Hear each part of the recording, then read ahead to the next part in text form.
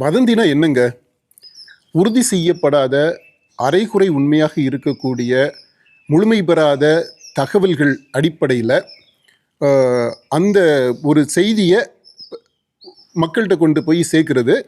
அது அது மட்டும் இல்லை, ஆனால் அந்த செய்தியை கொண்டு போய் சேர்க்கறதுக்கு பின்னாடி அந்த இன்டென்ஷன், அதாவது பொது நன்மைக்கு ஊறு விளைவிப்பது, அல்லது இப்போ அமைதியாக இருக்கக்கூடிய சமூகத்தில் ஒரு பிளவை ஏற்படுத்துறது, அந்த நோக்கத்தோடு அரைகுறையாக சில தரவுகளை வச்சுட்டு ஒரு கதையை உருவாக்கி ஒரு நியூஸ் ஸ்டோரி அப்படின்ற அளவில் ஒரு நேரட்டிவை செட் பண்ணி கொண்டு போய் அதை பரப்புறது இந்த வதந்தி சட்டப்படி குற்றம். சரி, இப்போ ஒரு நிகழ்ச்சியை எடுத்துக்கோங்க. சாதாரண ஒரு ரோடு ஆக்சிடெண்ட் அப்படின்னு எடுத்துக்கிடுவோம். அஃபிஷியலான போலீஸ் வெர்ஷன் அப்படின்னு ஒன்று இருக்கும், இது நடந்தது இது அப்படின்னு சொல்லிட்டு. பாதிக்கப்பட்டவர்கள் அவங்களுடைய வெர்ஷன் ஒன்று இருக்கும். அது பக்கத்தில் இருந்து இந்த அடிப்பட்டவருக்கு உதவி செய்தவங்க அவங்களுடைய வெர்ஷன் ஒன்று இருக்கும். வெறுமனே நின்று போகிற போக்கில் பார்த்துட்டு போனவங்க வெர்ஷன் ஒன்று இருக்கும். இந்த பாதிப்பை ஏற்படுத்தியதாக குற்றம் சாட்டப்படுறாங்க இல்லையா, அவருடைய வெர்ஷன் ஒன்று இருக்கும். அவங்களுக்கு பின்னாடி ஒரு நியாயம் இருக்கும். ஒவ்வொரு பார்வைக்கு பின்னாடியும் ஒரு உண்மை இருக்குது, ஒரு நியாயம் இருக்குது இல்லையா? அதான நம்ம நடைமுறை வாழ்க்கையில் பார்க்குறோம். இப்போ ஊடகம்னு வரும்போது, இப்போ கரூர் மாதிரியான ஒரு மிகப்பெரிய அசம்பாவிதம் நிகழ்ந்திருக்கு. இவ்வளவு பேர் இறந்துருக்கிறாங்க. இந்த துக்கத்தை நம்ம இன்னும் கடந்தே வரல.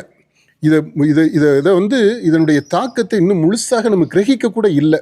இப்படிப்பட்ட சூழ்நிலையில் இதுலேயே அரசியல் பண்ண ஆரம்பிச்சிருச்சாங்க இந்த அரசியல் கட்சிகள் எல்லாம். இந்த மாதிரி சூழ்நிலையில் தான் ஊடகங்களுடைய தார்மீக பொறுப்பு, கடமை அப்படின்றது ரொம்ப முக்கியமாக இருக்குது. இந்த கோணத்தில் பார்க்கும்போது ரெட்பிக்ஸ் ஃபெலிக்ஸ் ஜெரால்டு அவர் மிக பொறுப்பாக தான் அவருடைய கடமையை செய்திருக்கிறாருன்னு நான் பார்க்குறேன். அதாவது அஃபிஷியலான வெர்ஷன் ஒன்று இருக்குது, அதை சேலஞ்ச் பண்ணக்கூடிய மாற்று பார்வைகள் இருக்குது, அதற்கான தரவுகள் இருக்குது அப்படின்றத அவர் முன்வைத்து சில கேள்விகளை எழுப்பியிருக்கிறார். இன்றைக்குங்க கொஞ்ச நேரத்துக்கு முன்னாடி, இங்கே வர்றதுக்கு முன்னாடி, இந்த பதிவை ரெக்கார்ட் பண்ணுறதுக்கு முன்னாடி நான் வந்து இப்போ ஒரு பக்கத்தில் இருக்க டீ கடையில் பேசுகிறேன். அங்கே என்ன கேள்விகளை எழுப்புகிறாங்களோ அதே கேள்விகளை தான் இந்த ரெட்பிக்ஸில் ஃபெலிக்ஸ் ஜெரால்டு எழுப்பியிருக்கிறாரு. அதாவது அஃபிஷியலாக இருக்கக்கூடிய அந்த வெர்ஷனை மட்டும்தான் மக்கள் வாங்கிக்கணும், அது மட்டும்தான் மக்கள் ஏற்றுக்கணும், அதுதான் முழு உண்மை அப்படின்ற அந்த ஏற்றுக்கிட்டா தான் அதாவது இந்த இதில் சமூகத்தில் ஒரு அமைதி இருக்கும், மக்கள் மத்தியில் ஒரு அமைதி இருக்கும், இல்லாட்டி பிளவு ஏற்பட்டுரும் அப்படின்றது ஏற்றுக்கொள்ள முடியாத வாதம்.